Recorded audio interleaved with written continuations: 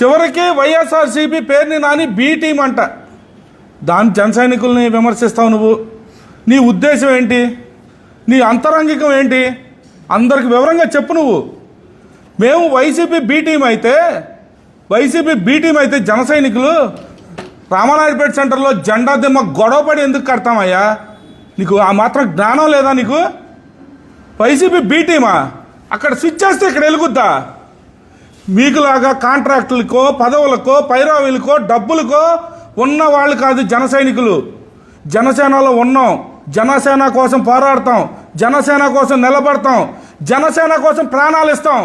మాకు ఏ పదవులు అవసరంలా, మాకు ఏ పదవులు అవసరంలా, ఏ కాంట్రాక్టులు అవసరంలా, మాకు డబ్బులు అవసరంలా. మా స్వశక్తితో మేము సంపాదించుకున్న దానిలో మా పిల్లల్ని చదివించుకుంటాం, మా భవిష్యత్తు నిర్మించుకుంటాం. ఎవరి దగ్గర చేయి చాచ అవసరంలా, ఎవరి కింద పనిచేయ అవసరంలా. ఇందులో ఉన్న జన సైనికులు మచిలీపట్నంలో కాదు, స్టేట్ వైడ్ ఉన్న జన సైనికులందరూ కూడా అదే కాన్సెప్ట్తో ఉండబట్టి నాయకులు లేకపోయినా జనసేన పార్టీ ఈరోజు బలంగా ఉంది. ఒక్కొక్కడికి 50,000 60,000 మెజార్టీలు వచ్చినాయి అంటే అలాంటి సిన్సియర్ జన సైనికులు ఉండబట్టే ఇవాళ వచ్చింది. గౌరవ మంత్రివర్యులకు తెలియపరుస్తున్నాం, మీరు విని విన్నట్టుగా చూసి చూడనట్టుగా మాకేం సంబంధం ఉంది ఉన్నట్టుగా వాళ్ళు కొట్టుకుంటారని మీరేమన్నా చూస్తున్నారా? 2 సంవత్సరాల నుంచి ఏ రోజన్నా మీ విషయంలో కూటమిలో మాకు ఇది కావాలి, ఇది జరగలేదు, ఇలా అని ఏ రోజన్నా ప్రశ్నించామా?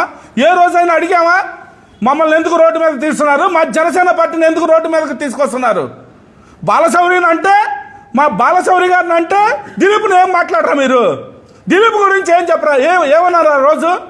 కేవలం కూటమిలో ఉండబట్టి మేము సావధానంగా ఈ సమస్యను పరిష్కరించమని ఆ రోజు గోపీచంద్ గారి దగ్గరికి మేము వెళ్ళి అడిగితే 2 రోజుల్లో పరిష్కరిస్తా అన్ని అన్నది కాకుండా వెంటనే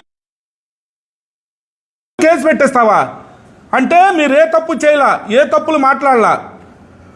దిలీప్ గారు ఏమన్నారు?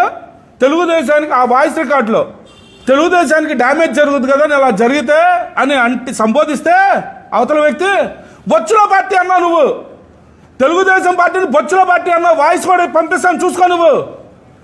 నువ్వు ఉన్న పార్టీకి కేవలం ఈ రోజు నీకు ఒక కాంట్రాక్ట్ ఇవ్వకపోతేనే, ఒక పదవి ఇవ్వకపోతే 3వ రోజు తెలుగుదేశం పార్టీలో ఉండవు.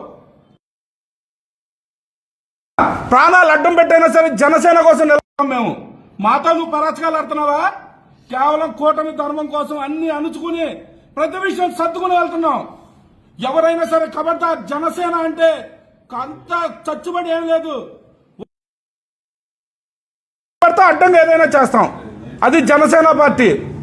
ఇప్పటికైనా సరే మా ఎంపీ బాలశౌరి గారి మీద మీరు చేసిన అనుచిత వ్యాఖ్యలకి వెంటనే దాని గనక మీరు కూర్చోబెట్టి, గౌరవ మంత్రివర్యులు మీరే కూర్చోబెట్టి దాన్ని పరిష్కరించపోయినా ఈ సమస్యలు ఇంకా పెరుగుతాయి.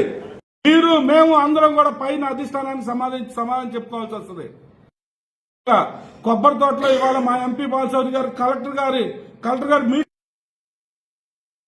పర్ఫెక్ట్ గా ఉంటే కమిషనర్ గారు ఒక్క మొక్క మాట్లాడలేదా? ఇదిగోండి సార్, ఈ ఆర్డర్ ప్రకారం కూల్చాం, ఈ ఆర్డర్ ప్రకారం పోలీస్ ఫోర్స్ అడిగాం, ఈ ఆర్డర్ ప్రకారం మేము ఇది చేసాం, వీళ్ళకి ఈ విధంగా